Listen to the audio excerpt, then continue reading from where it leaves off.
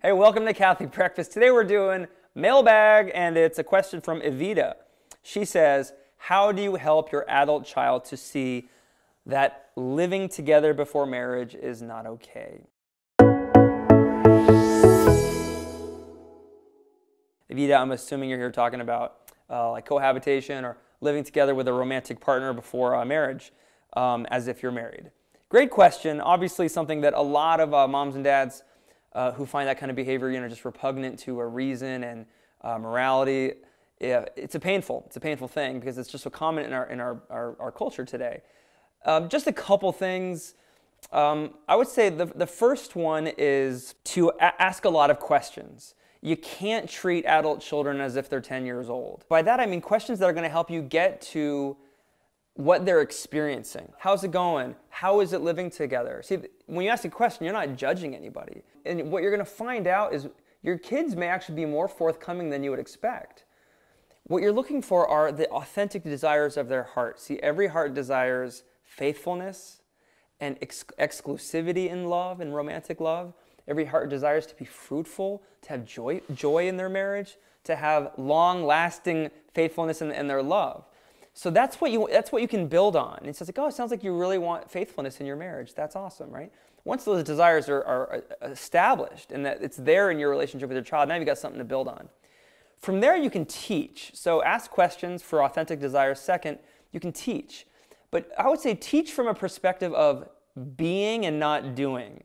That may sound like a mouthful, but here's what I mean. What you don't want to do is focus on their behaviors alone. Hey, your behavior is bad. Don't you know that you guys are living in sin, or don't you know that you can't receive communion or something like that?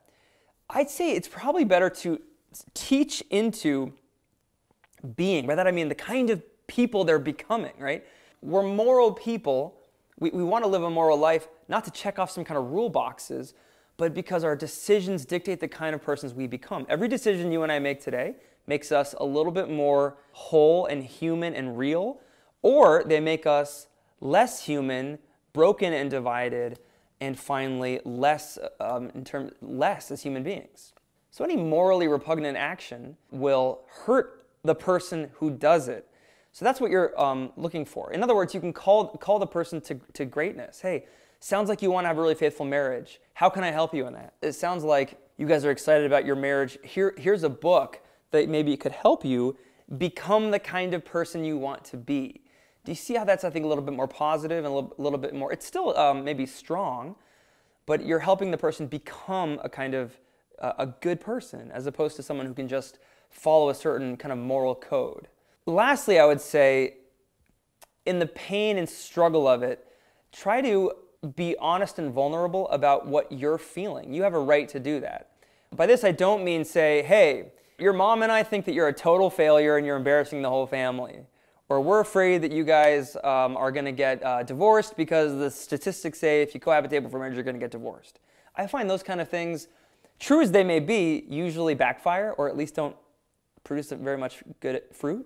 But what you can say, I think, are things like, have you ever heard of I statements? When you live in this situation, I really feel disappointed. I really feel hurt. I feel like I've kind of let you down as a parent. What that can open up, I think, is not a shaming culture in your family, but one of real honesty and sharing what you're going through. It's not a way of emotionally manipulating people. You don't want it to turn into that. What you want it to turn it into is an opportunity for people to say, hey, I've made mistakes. Your mom and I made mistakes in raising you, and we're gonna start making some changes in our own life. Do you see how that's actually modeling for your children, your adult children, that as adults we make mistakes, sometimes terrible ones. But an adult doesn't blame other people and doesn't just do what the culture does. An adult says, look, I recognize that I made a mistake and I'm gonna change. And can you help me with that?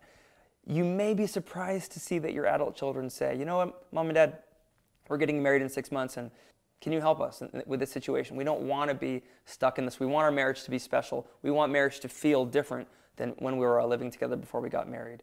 So those are the three things, Evita, and any other moms and dads who can use that. I hope you find it helpful, and I'll say a little prayer for all moms and dads who have adult children who are getting ready to get married. God bless you. Thanks.